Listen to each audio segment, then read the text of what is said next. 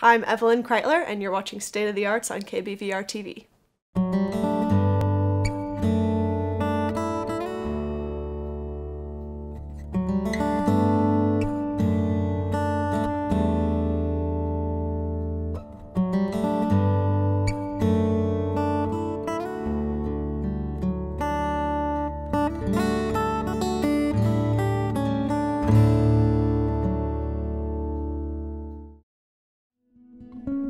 I was born in Lake Oswego, Oregon in 1994, and I'm one of 5 sisters.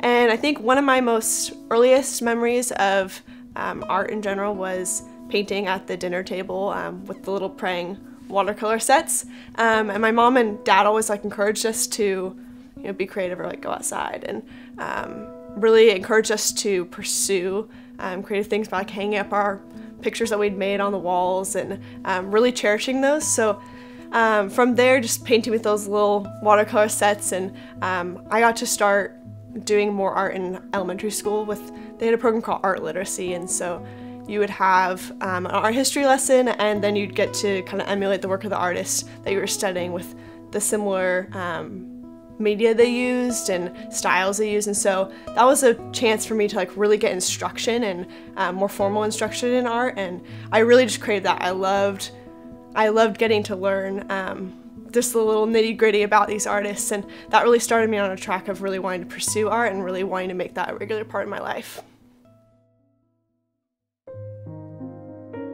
From the time I was 4 to the time I was 17, I was really involved with classical ballet, and something I really loved and was really passionate about, and taught me a lot of self-discipline and hard work. But the summer before my senior year of high school, I decided to stop dancing, and that gave me the opportunity to really pursue art and become really involved in my AP art class at my high school with my phenomenal art teacher, Shannon McBride, and she really taught me a lot about the technical side of art, as well as choosing a concentration that year that really was significant to me and that I could really identify with. And I ended up choosing landscapes and more detailed landscapes that really portrayed memory.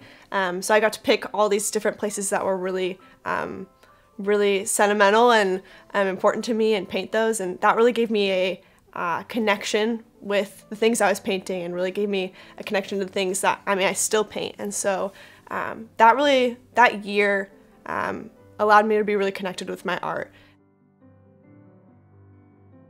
So in the fall after I graduated, I came to Oregon State as a exercise sports science major, and soon realized how much I miss being creative and how much I miss art. And so art in that time in my little bit of spare time ended up being such a creative release for me, and just a time away from chemistry class and such. And so I continued to paint landscapes and started painting animals, and that became a really fun hobby. And then in these past months have really focused on, in my spare time, a little project of painting little tiny animals and landscapes, and really inspired by the work of Sam Larson and Lorraine Lutz. And through Instagram I saw their work and was just really impressed, and wondered if I could, how small I could paint something. So I tried to really incorporate those aspects into my work and paint something really small, and challenge myself and see how small I could paint something. And that just has continued and has been a really cool kind of side project.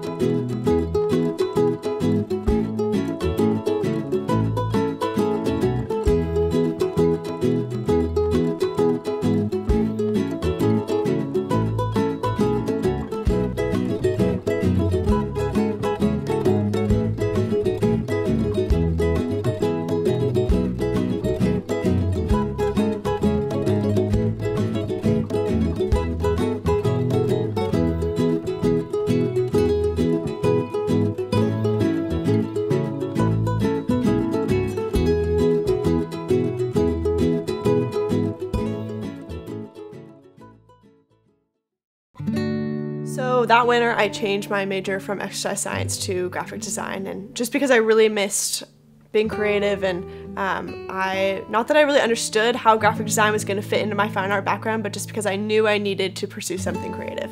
And so it was really intimidating at first to realize that it was going to be all digital and something that I had no experience with whatsoever, and trying to figure out how I could be a fine artist yet do graphic work. And but then as time went on, I slowly realized how fine art was an advantage to me, and how I understood composition and understood how to make something really beautifully crafted, and pay attention to really small details, because painting is so by hand and so hands-on.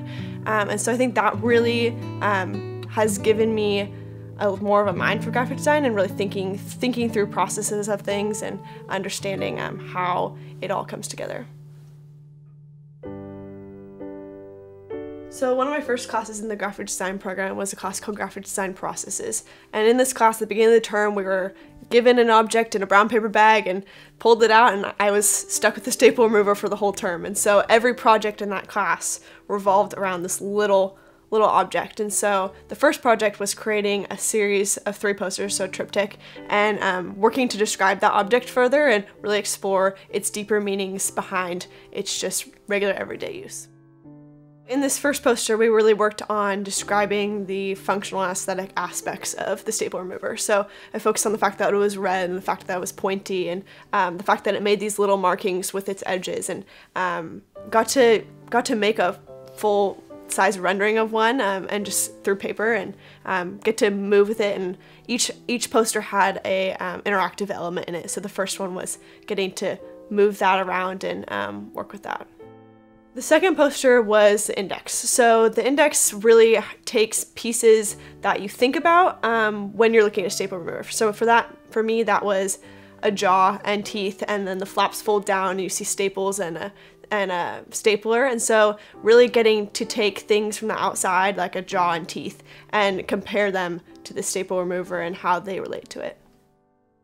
The last poster was a symbol of the staple remover, or personal connection I had with the staple remover. And after a long time of trying to rack my brain as to how I related to a staple remover, I came up thinking about my jaw disorder that I have, and how my jaw gets out of line, and how the staple remover really works to retain order and organization in, especially like an area filled with posters. It takes things off and puts things back on. And so I was able to show in the interactive element in this how things were never quite in order, and how it's misaligned. And so with this poster, I really wanted to capture the intent of making it really feel sterile, and comparing that to my jaw disorder, and using the colors and the clean design to really make it feel sterile and just kind of orderly.